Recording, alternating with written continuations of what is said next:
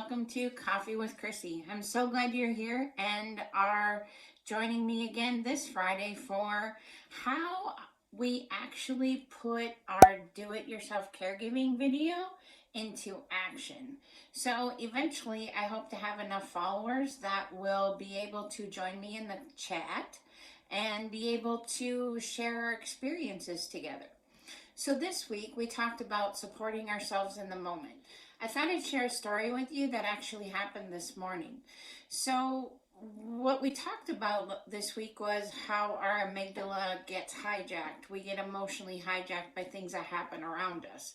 And this morning I was supporting my husband, and he does actually retch every single morning. Like, I don't remember a morning he hasn't retched. And it's usually pretty violent. It's like his whole body throws up, if you will. Super hard to watch, and you feel very helpless and very powerless, and just, you feel awful for him. And I think that's where nobody really teaches us how to watch someone suffer. So if anybody figures that out, I'm all ears. He had like 3 separate sessions. I almost got super hijacked because I practice what I preach, which is not always the easiest thing to do. So what I did was, once I felt that trigger coming in the back of my head, like we talked about in the video, I did my 5, 4, 3, 2, 1. Boy, he does this every morning. He will get over it. If he doesn't get over it, then we got to do something different. Okay. Alrighty then. And then I told myself, well, this morning we also did make a doctor's appointment for Monday. So really, we've done all we can do today, and all we got to do now is just hold his hair back like a good girlfriend would. So we did that, and because I showed up differently in the moment, when I chose a different story in the moment, because let me tell you what happens when I get triggered. My insides get all jumpy.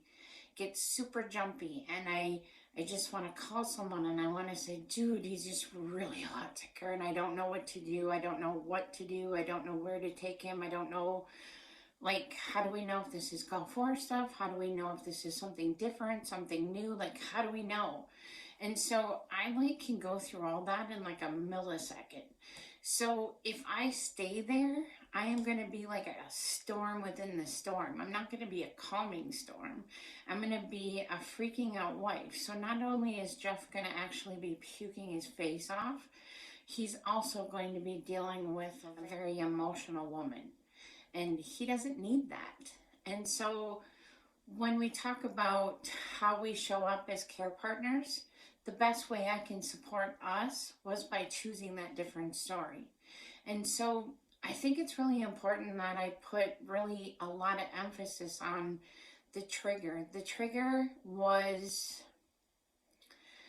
it was like this. And I don't know, that I don't have words for that. And the reason why we don't have words for that is because our emotions happen in a completely different place as our formal language center. So there are no words for the things that we feel. So it's hard. It's hard because when we don't know what we're feeling, we have no idea what bucket to put it in. Also, practice my 5 seconds. My 5-second breathing actually before the retching started, because when he got up, he just didn't look good. And so that right there sometimes can hijack me. So I did my 3 deep breaths, and the 5 seconds is really waiting the 5 seconds before I want to start freaking out. And that's when that 5, 4, 3, 2, 1 comes in, and I tell myself a different story. So it was super effective. I was proud of myself because I could have went 1,000 different ways.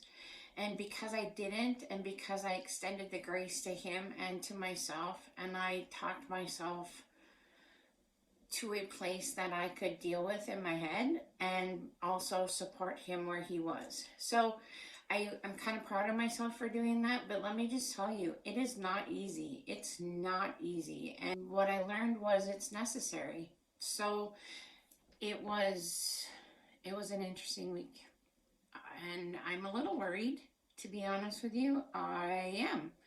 But what can I do? There's nothing I can do until Monday and start that process and hope they find out something, and which is really odd. It's really awkward because do you want them to find something? Do you want it to just, I mean, you do, because if they find something, then they'll fix it, right? Or not. And if they don't find anything, then that means as part of the Gulf War stuff and that there is nothing that will fix it. So it's hard to know what to wish for.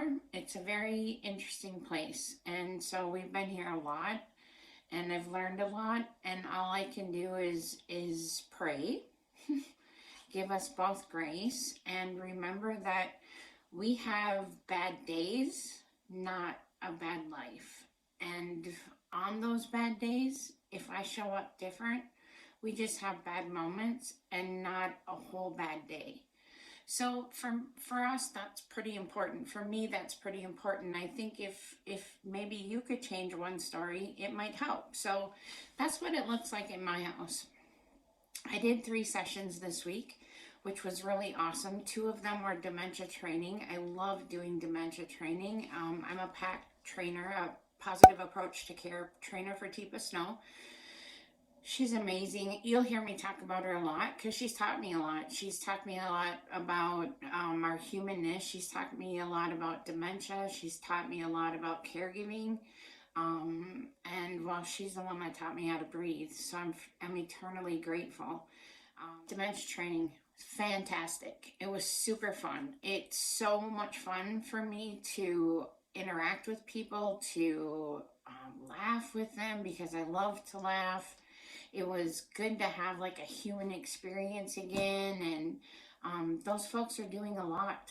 They're doing a lot. They're in charge of people's whole entire lives now that the families are not able to get to them, and I'm praying that that changes because it's crap. So also on Wednesdays I do the virtual peer support network. It's called VPSN.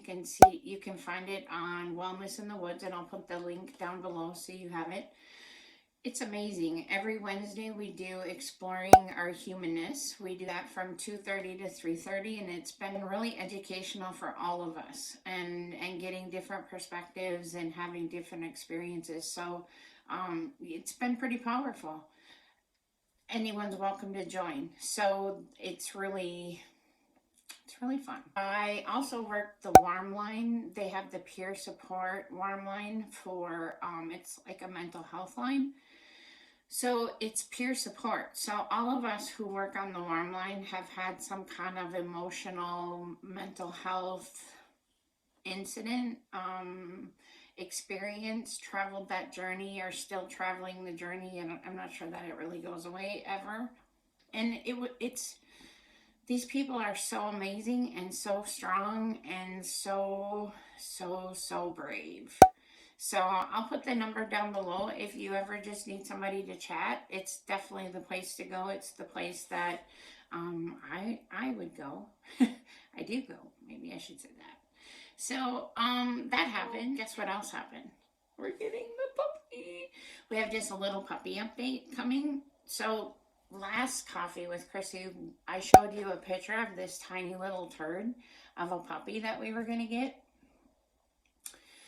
We were going to go look at it on Saturday. I told you last Friday we were going to go do the puppy. We're going to go get my camera fixed. We're going to do all these things. Well, none of that happened. That's how our world goes because, well, Jeff's sick. And so we didn't make it to see the puppy, and I postponed that and was going to go the next day. And in the meantime, we ran into this other puppy, which is a Boston Terrier. So the Boston Terrier is a lot closer to Gus, who is a Bulldog and Beagle mix. And I was really honestly having a lot of reservations about this tiny little turd, and like that will weigh 6 pounds, and like Gus eats 6 pounds of food a day, I'm sure of that. And he's rough. So I just think it was divine intervention. So we're getting a new puppy. It's a Boston Terrier. I've been watching videos all week. It's called the Boston Gentleman. Of course, we're getting a little girl still because I deserve a little girl. Anyway, Saturday we're going to get the dog, and I'm excited about that, and Jeff's excited about that. But today we went to St. Cloud to get his medicine, and it's like an hour there and an hour back. And we went to the VA, and he stayed in the car, and then we went to Walmart. By the time we got probably halfway back, he was just dying to get back. I mean, just so much pain, and his stomach hurt so bad. And so this place we have to pick up the dog is like 2.5 hours away, and I'm really kind of apprehensive about that. So we canceled the date that we're gonna have tomorrow night, so he can rest up, and we have a better chance of him being able to go. So, and if he can't go, then we'll take Joe. Joe's my son. The guy down there sounds really nice. I don't know. So I have to definitely bring somebody with, and well, somebody has to hold the puppy. So really hoping that Jeff can go. He's really excited about the puppy. I'm really excited about the puppy. So next week, do-it-yourself video, we're going to talk about taking inventory. I think that's really important. You have your to-do list, but do you have your to-be list? That is the question. So next Friday, join me for coffee with Chrissy and Gracie. I'm naming the puppy Gracie. So I'll introduce you to Gracie, and Grace means a lot to me. It means a lot because it's important. And I don't think I really understood the full necessity of Grace until I started walking this journey. So remember, join us on Tuesday, I hope. I'm going to try really hard for do-it-yourself caregiving, and then next Friday with Coffee with Chrissy. And so let's work on our to-be list. So join me next Tuesday and we'll do that. Thanks, guys. And remember, extend yourself to grace, because you're the only one that will. Take care. See you next week.